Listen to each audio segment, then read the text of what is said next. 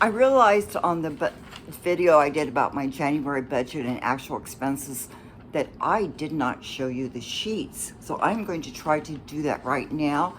I'm going to hold them up. Hopefully you can see them. So here is my January budget and expenses for you to look at, see the actual numbers I read off to you. Hopefully you're seeing that.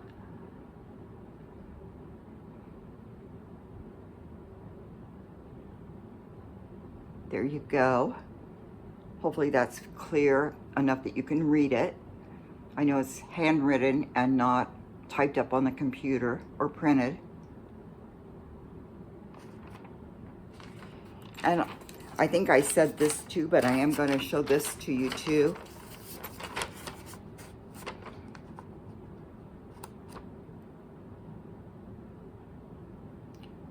Now, all of this is from January 2026.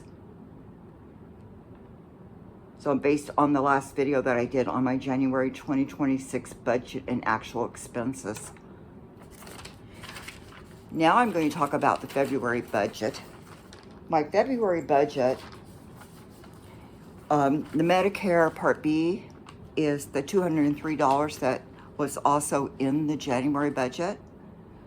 Medicare drug plan, if you're new to this video, I do not have a premium paid drug plan. I have a drug plan that has no monthly premium. I do not take a lot of medications. So this is the plan that made the most sense to me. My Medicare supplement is $252 a month right now. This is in February of 2026. I anticipate that will go up. My internet is $40 a month. My cell phone is $23 a month. Those are both through Xfinity Mobile or Xfinity and Comcast. My electricity budget is $45. My water budget is $28. My sewage budget is $28. My heat for my house and to heat the hot water, I have a gas hot water heater. That's $115. The food, my budget for food for the month of February is $75.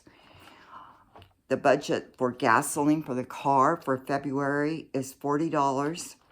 My budget for entertainment is $50. That includes coffees out. It includes, by myself, coffees out with friends, maybe the occasional lunch out with friends, although I prefer having a coffee with friends, and an occasional meal out at a restaurant with family members who live in the area. I have an other category that's $170. Car insurance is due. I budgeted $225. I know I've had some cat expenses. I did not budget anything for the cat for this month. And for hair, etc., I budgeted $43. The cat, the car insurance, and hair all have a sinking fund. I have a certain dollar amount that I put aside every month towards those expenses. They are somewhat irregular. I pay for the car insurance every month, for instance. That way, or I'm sorry, I pay for it every 6 months. That way I get the best rate. If I paid for it every month, I would have an administration fee.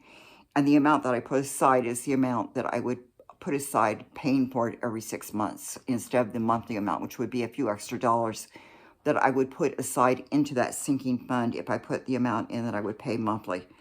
The cat, I put a certain amount in each month, but like she gets a vet visit, so that's like an annual expense. If she gets sick, then she may go extra times. I don't always buy the food on a monthly basis. I'm looking for the deals when I'm out there shopping. If something's on sale and it will keep, that's when I buy her food.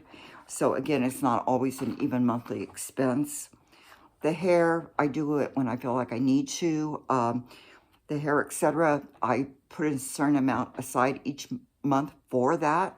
So I don't spend it every month. There's some months, I go about 3 months between hair appointments. So, but I don't want to have to all that to come out of my budget that one time. So I do set dollars aside for that. So also February, My budget and actual expenses are set for each month based on what I know is going to happen or what I think is going to happen. Sometimes I have to make a guess. Like right now, I'm guessing on my property tax and my insurance, how much to put aside in the sinking funds for those. Things change. I know that my internet contract is coming to an end in May, so I'm guessing that the dollars will change in June. I'm pretty sure those dollars will go up. They have every time I've renewed the contract. My Medicare supplement will go up in June. I have Medicare Supplement Plan G, and traditionally this company has done about a 3.5% to 4% raise from January to February, and about a 16 to 17% raise from May to June. That's what I'm anticipating. That's what I've set aside for, or that's what I'm budgeting for, is they did the 3.5% to 4% raise from January 2026 to February 2026. And I'm anticipating that they will do that from May to June. And I just caught a mistake. I did not put that new budgeted Medicare supplement amount into my February budget. I put the owed amount, so I have to change that. I have to update that. Instead of being 252, I think it's 261 or 262. I'll have to look at it and see. I have that actual expense right now, though. So, but I think that they will raise it again, about 16 to 17% between May and June. I'm expecting the cost of heat to go down a lot in April as the weather gets warmer. So, and I'm expecting the electricity bill to increase in May through September or October as my area gets warm and then hot, and then I'm going to need to use air conditioning instead of the heat.